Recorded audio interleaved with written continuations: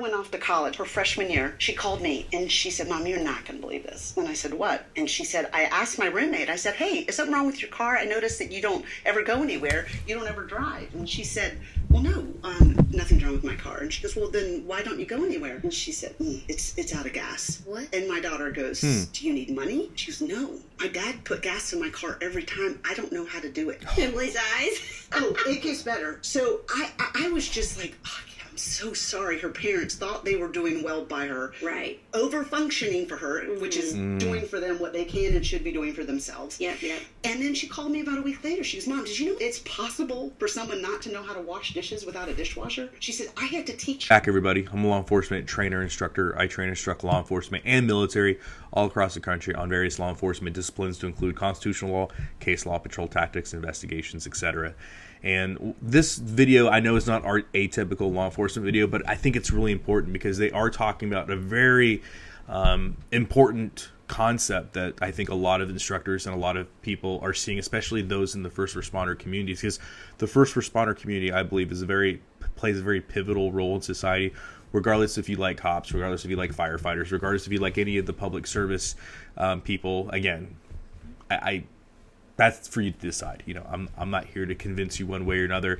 My honest opinion, though, is that I do believe our first responders are absolutely pivotal and important to everyday life. You know, if I'm hurt, I want a firefighter or paramedic to show up. You know, if somebody is being assaultive towards me, I do want a law enforcement officer there to handle business. And so, again, I can only speak for myself, and I know a lot of other people share that sentiment, and I know there's always going to be a percentage of the population that, you know, says all the mean things that you're going to see in the comment section below.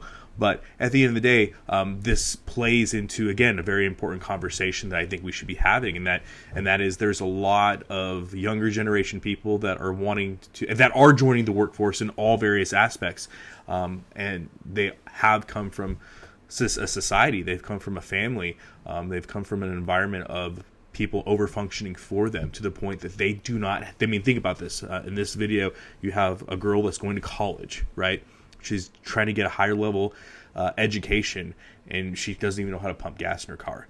And again, this goes into a much bigger picture, because there's one thing to say, hey, I just don't know how to do something because it's never been shown to me before. I totally get that, right? I'm 100%. There's a lot of things that I've had to learn myself, but the difference really comes to mentality.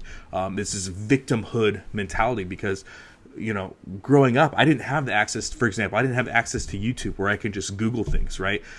For example, you could give me a piece of equipment that I've never operated before, and I could tell you, I don't know how to operate this equipment. I've never operated this equipment, but I can read a manual and I can figure it out. Or I can watch a video of somebody actually doing all the steps and I can figure it out. My vehicles, right? I've bought new vehicles.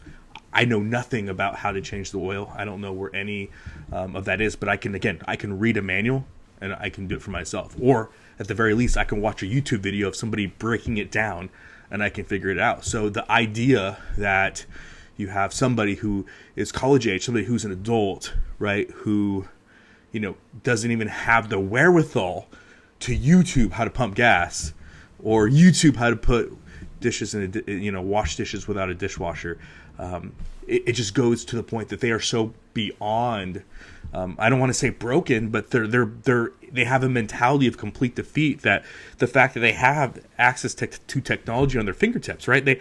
We have access to technology that we didn't have years ago, and they still can't figure it out, or they have no desire to. And this is something, for example, in law enforcement, I see.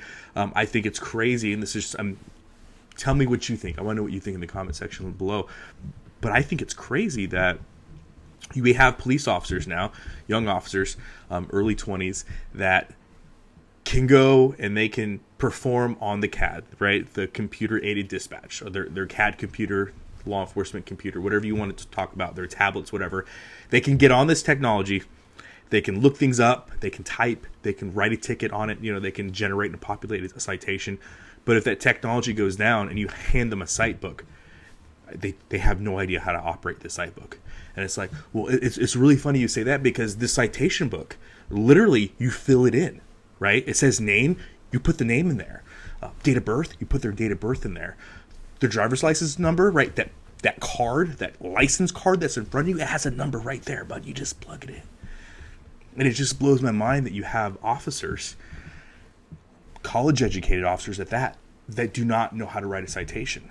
And you give them a citation, a book, and they're automatically defeated. But they can go online and go through many different computer-generated systems to get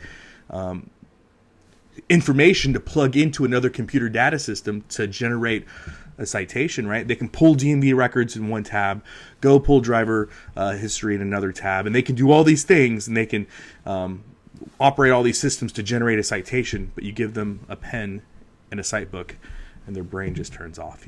It's this very interesting world, and it's a really scary world, and that's why I think training is important. That's why I think going back to the basics, because I do think we have built a system that allows people to be, overfunctioned for them to the point where, even when they need to use their brain, the ability or desire just isn't there to do so. So again, I thought this was a great video, and that's why we're talking about it. But tell me what you think. Do you think that we have over function for society? What do you think the fixes are, and what are some over functioning things that you guys are seeing in your day-to-day work life, whether you work as a first responder, in the medical field, law field, a vocational trade, education? What are you seeing out there? I'm very curious to know. Well, if you like this comment, please like, subscribe, share, and as always, guys, long live the Republic.